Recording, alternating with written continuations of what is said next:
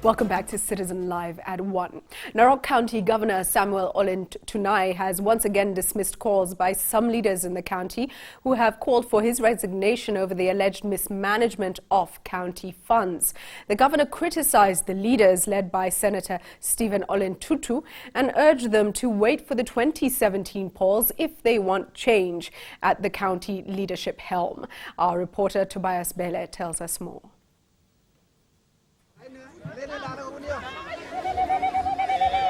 Speaking at Olmekenyu Secondary School in Narok County, the governor once again took to the podium to criticize his opponents, telling the leaders who have been organizing rallies and demonstrations in the area to wait for their turn for leadership. Governor TUNAI maintains he is firmly in charge of the Narok County government and has asked other leaders in the county to join him in developing the area. Bahati mzuri basi mimi ndio governor na mimi ndio nashika steering ya kila kitu. Ile imetosha yao ni kupiga tu kelele, kupiga mkutano kwa mahoteli, kusema twende demonstration, tufanye nini, wacha wao waendelee huko. Sisi tuko na haki ya kikatiba na tutahakikisha ya kwamba kila mtu amepata haki yake katika kaunti hii. Among the accusations the governor has faced from his opponents led by Senator Stephen Olen Tutu is the issue of alleged mismanagement of revenue from the Mara Reserve and inequitable distribution of employment opportunities to different communities in Narok. Claims that the governor has strongly opposed, saying that his leadership is not based on tribalism and that he is committed to serving all residents of Narok County. Mimi naambia hawa tuko chonjo. Hakuna kitu, hakuna mahali atafika, hakuna mahali atatufanyia. Sisi nataka tufanyie jamii zote. Wamaasai, Kipsigis, Kikuyu, ile kabila zote ambaye wako kaunti hii, tuunganishe wote waishi kwa amani. Tonight's sentiments come barely a day after a delegation led by Senator Stephen Olen Tutu visited State House in Nairobi, after which the senator and his colleagues called off a planned demonstration at the county headquarters that had been meant to force the governor out. The leaders agreed to let the national government conduct investigations into the allegations they raised.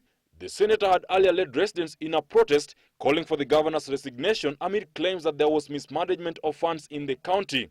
The governor, however, says the claims are part of a smear campaign and a political witch hunt. Tobias Bele for Citizen Live at 1.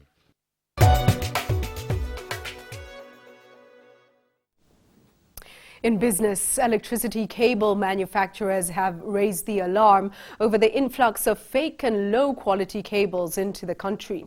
Speaking during an open day in Naivasha, Roka Industries Managing Director Joan Wanjiku said the proliferation of counterfeit cables portends danger for electricity consumers in the country. She further warned consumers against taking chances with electrical gadgets, urging them to insist on buying original equipment.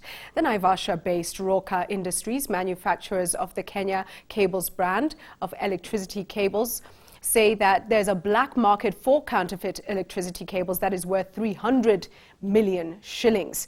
Kenya loses approximately 70 billion shillings in revenue opportunities through trade in counterfeits.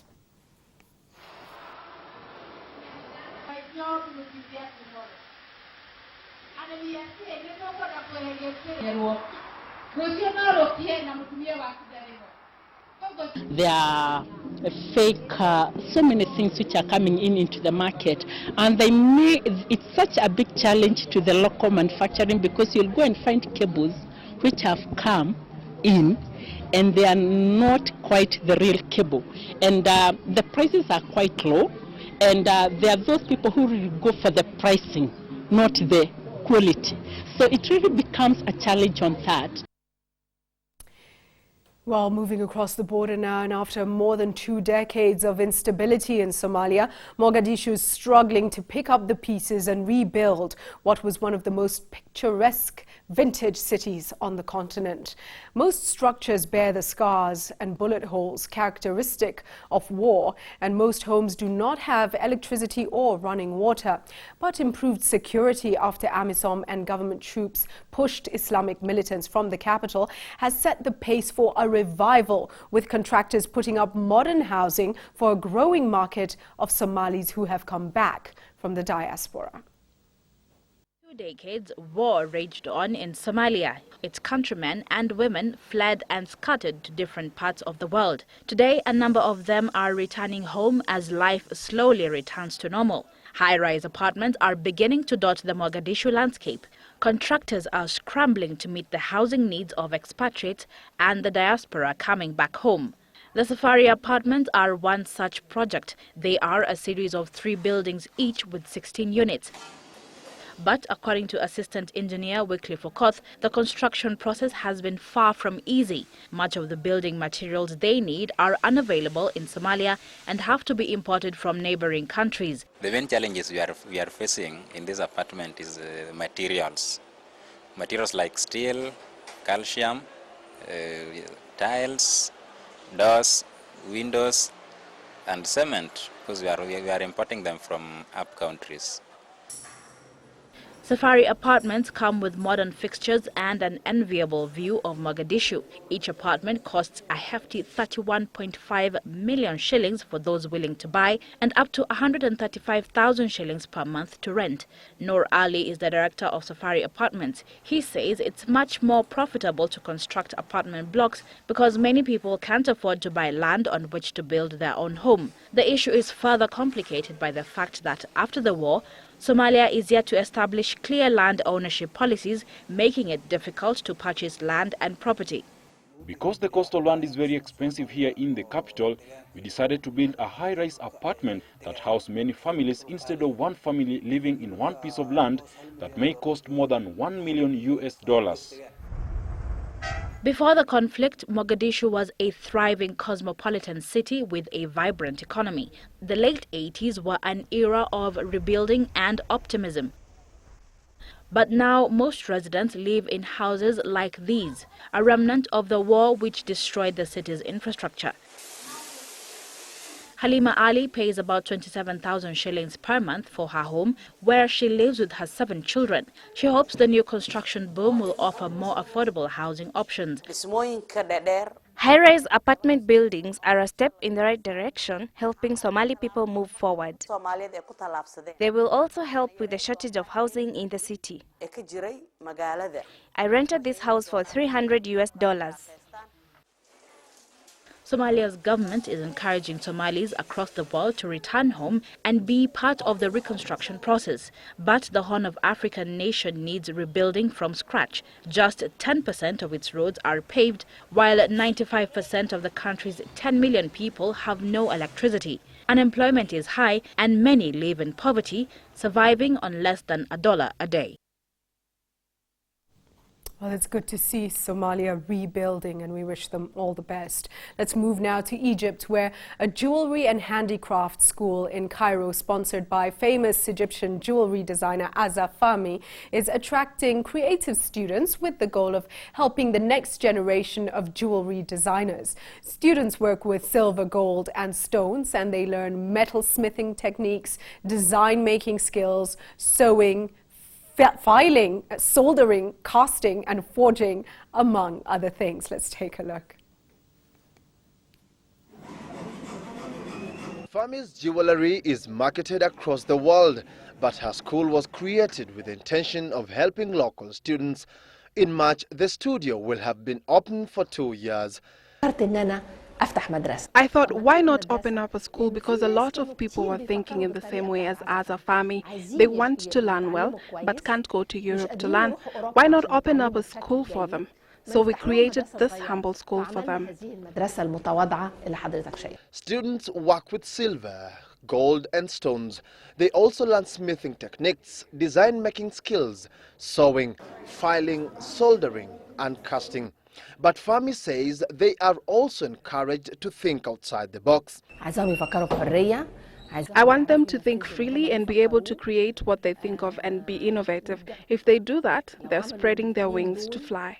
Fahmy has come a long way from her relatively humble beginnings as an apprentice to some of Egypt's most renowned jewelers some 40 years ago. With her unique blend of traditional and modern jewelry designs, She has created an international brand and is one of the country's best-known entrepreneurs. The Azza Fami company was founded by Fami, then a graduate of fine arts in 1969, and she now employs around 200 people in her factory, producing work that draws heavily on Egypt's Islamic, Christian and Pharaonic heritage.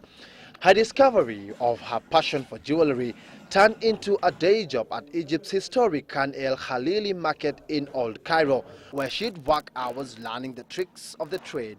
Meanwhile, one of her students, Omar Rauf, said he has felt a dramatic change in himself since joining the studio 3 months ago. They helped me here to do that, and my view of myself changed completely after this experience.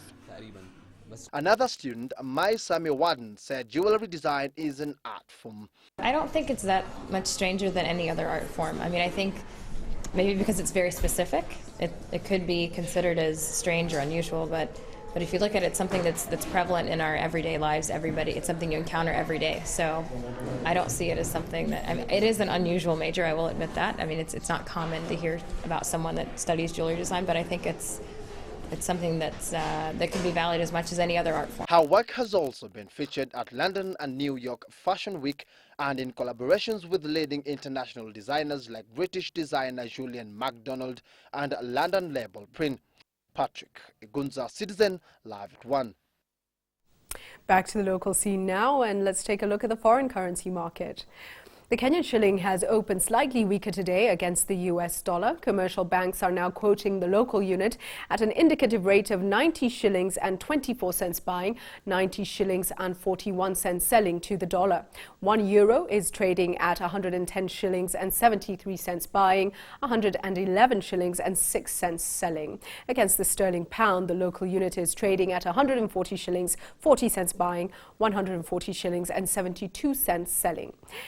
Closer to home, on the regional front, the Kenyan shilling has remained relatively unchanged against its Tanzanian and Ugandan equivalents. The Tanzanian shilling is trading at 19 shillings and 27 cents buying, 19 shillings and 42 cents selling, and trading at 30 shillings and 52 cents buying, 30 shillings and 69 cents selling. That's the Ugandan shilling.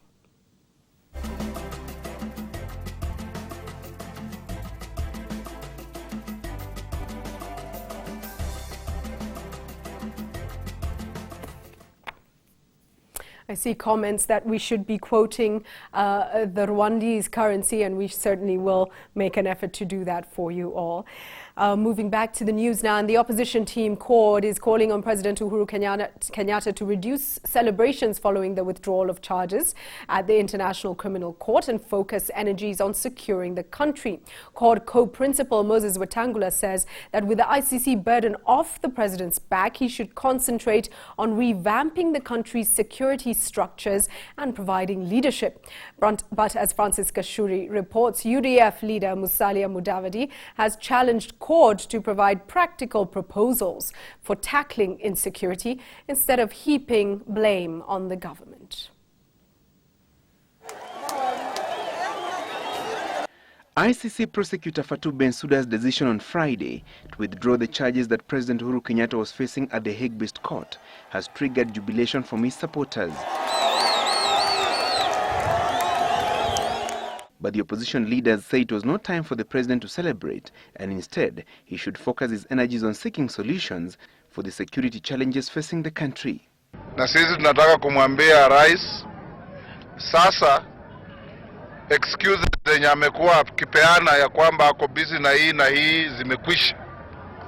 Tunataka Kenya ipate usalama. Tunataka kuona Wakenya wakae kwa amani. Na tunataka kuona Wakenya wakilindwa. Na tunataka rais awe rais wa Wakenya. The president has since sacked Joseph Ole Lenku and nominated Kajiado Central lawmaker Joseph Nkaiseri to take over the Interior Affairs docket. David Kimayo was also forced out as the country's top cop.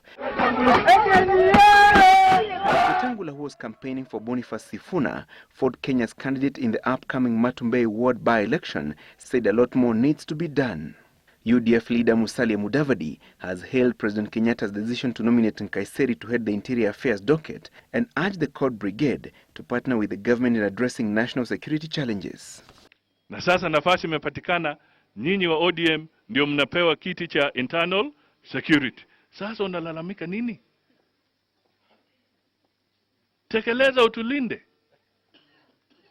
Hiyo ndio sisi tunasema, ama nyinyi mnasema namna gani? Kwa hivyo tusilalamike na wasilalamike. Nyinyi sasa mtusaidie kupitia kwa huyo jamaa tuone security katika Kenya ikiwa sawa sawa. CORD has taken issue with the president for nominating Nkaiseri, an ODM lawmaker, without consulting party leader Raila Odinga. The opposition has insisted that the Jubilee coalition should not field a candidate in the Kajiado Central by-election should Nkaiseri relinquish it once his nomination to the cabinet is approved by the National Assembly. Na watu wa Kajiado watapata nafasi ya kuchagua mtu, hawajapoteza, kwa sababu hao watu wa Kajiado watapata hiyo kiti ya security na tena wapate mjumbe mwingine. Sasa faida imeenda wapi? Nkaiseri will be vetted by the Parliamentary Committee on Appointments, chaired by National Assembly Speaker Justin Muturi on Thursday this week. The committee's report will be tabled in the House on Tuesday coming week for approval or rejection. If the House gives a thumbs up to Nkaiseri's nomination, the President will appoint him and he will have to resign from Parliament, in line with the principle of separation of powers that bars one from serving in more than one arm of the government. Francis Gashuri, Citizen Live at 1. Meanwhile, the Intergovernmental Authority on Development, IGAD, today held its first ever Water Dialogue Forum to discuss strategies through which its 8 member states can enhance resilience to drought and climate vulnerability. The event was hosted by the Kenyan Cabinet Secretary for Environment, Water and Natural Resources, Judy Wahungu. Safi Godana tells us more. Water resources governance remains a key issue in Africa, a continent where the fierce competition for this commodity sometimes triggers conflicts between countries and communities. According to the Cabinet Secretary for Water, Professor Judy Wahungu, Kenya is set to invest in water as a resource and share it with other 7 member countries in order to promote development and unity among the IGAD member states. The Water Expo also provides opportunities for all stakeholders to showcase their contributions and create market linkages in order to encourage investment in the water sector. Kenya has some regions that have a harsh climate due to failed rains and prolonged drought, with some counties like Mandera, Garissa, Wajir and Marsabit being the hardest hit. The Cabinet Secretary says that her ministry is ready to tackle the problem of water shortage in the country. While droughts are natural and can occur at any time, famine, on the other hand, is the unacceptable face of Africa after 50 years of independence. This cannot continue to be the region regularly depicted in international and local media as the home of helplessness. Some of the key goals of the regional meeting are mapping out water conflict zones and instituting the best management practices in pastoralist areas in arid and semi-arid regions of the Horn of Africa. Resolutions drafted out of this Water Dialogue Forum will help each member state on how to come up with a legal framework on how to manage and share water resources among the 8 member states for the purpose of peace and development. Safi Godana, Citizen TV at KICC, Nairobi. Thank you, Safi. Over 300 girls drawn from the Pokot, Njems and Tugen communities graduated after undergoing an alternative rite of passage in Loboy, Marigat district. This is part of an initiative to stop the practice of female genital mutilation, which is still common among some communities. It was an initiation ceremony of a different kind.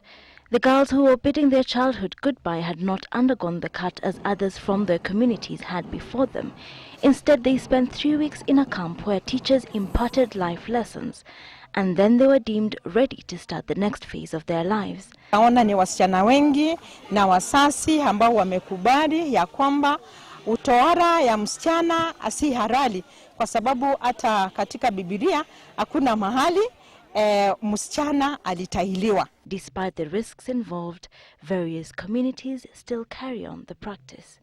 Things that are taking us back, it is up to us as leaders of this county to tell our people not to practice all those kind of negative taboos. Anti-FGM crusader Lina Jebi Kilimo, who also presided over the graduation of hundreds of young girls in a similar rite of passage ceremony which took place in Kisii town, warned that those found circumcising girls would be prosecuted. Wilkiston Citizen Live at 1. Thank you. And the country yesterday entered the 14th day of activism against gender-based violence as Kenyans continue to reflect on ways to end tragic incidents that have torn many households apart. At times, the violence happens in the heat of the moment and without prior planning. This fact is often acknowledged by courts, which are increasingly setting offenders free to give them a second chance at life. This afternoon, we tell you the story of one man's struggle to make peace with himself and his family 2 years after he killed his wife, the mother of his 3 children. Stephen Kiprono struggles to grasp the events of the last 2 years. His life has taken a dive for the worse, but it is his return from jail that has put him on the spotlight. In February 2012, he was arrested and charged with the murder of his wife and mother of their 3 children. It all started with a quarrel over her alleged infidelity. Katika hali ya kunieleza ni ukweli hiyo mambo amekuwa akifanya hivyo, nikakasirika, kapandwa na mori kidogo, nikachukua ile kijiti, nikamgonga nayo. In the morning, he would awaken to the news that she had died overnight. Stephen had killed the woman he had fallen in love with only a few years earlier and vowed to cherish forever. Kitu yenye nilifanya mpaka nikajua labda kuna kitu mbaya imetokea tu ni maaskari ambao niliwaangalia hapo akiingia. Askari mmoja tu ndiye aliniambia, unajua umeua mtu, unajua bibi yako amefariki. Theirs is a narrative that has become all too familiar in many households. Recent months have seen a flood of reports of spouses turning on each other, sometimes with tragic results. Chakula kimepikwa. Earlier this year, Stephen entered a plea agreement in which he pleaded guilty to a lesser charge of manslaughter. The court was alive to the fact that he had young children to bring up now that their mother was dead. On 24th July 2014, Kericho Judge J.K. Segon set him free with a rider that he would need to undergo traditional Kipsigis cleansing rites. But now it is apparent that the judge's attempt to help the family move on may have failed. Mimi bwana kanyaga kutini. Ilisikia hiyo mtu kishaotolewa. Na sisi nasikia chungu. Kama mtu amekosa kitu mtuma punguza kwao. The Kericho tragedy is emblematic of a larger crisis facing families as Kenyans mark 16 days of activism against gender-based violence. Statistics show that 45% of women between the ages of 15 and 49 in Kenya have experienced either physical or sexual violence, with women and girls accounting for 90% of the gender-based violence cases reported. Most violence towards women is committed by an intimate partner, and 90% of reported perpetrators are men. Kenyans joined the rest of the world on 25th November to mark the start of the 16 days of activism, which end on December 10th. A series of activities are creating awareness about the crisis. At 7, the eldest of Stephen's 3 children understands that her mother will not be coming back. The details of the case are, however, unclear to her. Stephen is now their mother and their father. If he could, he says, he would go back in time to change the events of that day. Nilikuja tena nikagundua kitu moja kwa ndoa. Ndoa ni kuongea. Ukinyamazia kitu ndio itakuuma sana na itakupatia hasira. His wish may reflect those of many other families torn apart by such tragic events, but for now, domestic violence continues to weigh heavily on the conscience of the nation. A big thank you to the news team for those 2 powerful stories. The first one on female genital mutilation and alternative rites of passage, and this last one on the impacts of violence against women. Far-reaching impacts. Thank you to the team, and we'll certainly cover more of these in the days to come. Moving to cohesion issues now, and according to the report of the National Cohesion and Integration Commission, the status of social cohesion in Kenya has improved to 56.6% nationwide.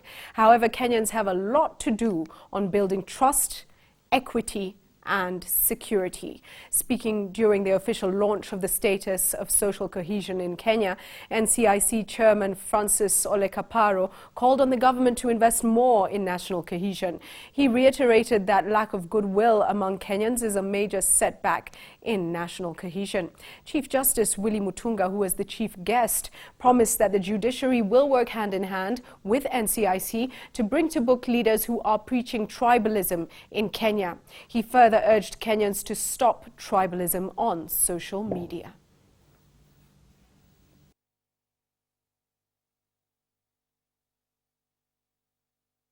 News.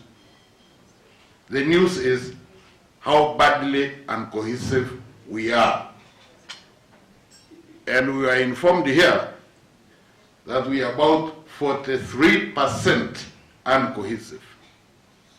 We are only 56-point-something% cohesive as a society. The most frustrating things in being a judge is that a lot of you don't believe that you can get justice unless you paid something. So I think even the citizens themselves have to believe that you can actually get justice without either chai or chicken or whatever else that you might want to give. A lot of that is about building trust. In studio, someone I trust, Wahiga Mara, is going to give us the sports news. Good afternoon. Right, I think a bit earlier on we were talking about the hat trick. What a hat trick is, and Julie had her own views on what the word hat trick actually sounds like it should be. Yes. Not a football term, that's for sure. No, what did you picture? I assumed a hat trick must have to do with a head, so it had something to do with a header, and I was informed it doesn't. So what is a hat trick? A hat trick is, okay, in a general term, it's any prominent movement in a game that's done 3 times. Okay. In cricket, it could be when you get 3 guys out. In football, it could be 3 goals and so forth. Oh, right, and that's what Lionel Messi did yesterday. And for him, why it's so significant is because when you're such a great like Messi, there comes a time when people begin to ask, is there anything more he can do? Right. He looks bored. He looks disinterested What in next, what he's doing. really? What next for Messi? Right. But he's still scoring and scoring very well. Are we going to see the goals now? Yes, we are. Excellent. Yes, we are. We'll see the hat trick and so much more after this short break.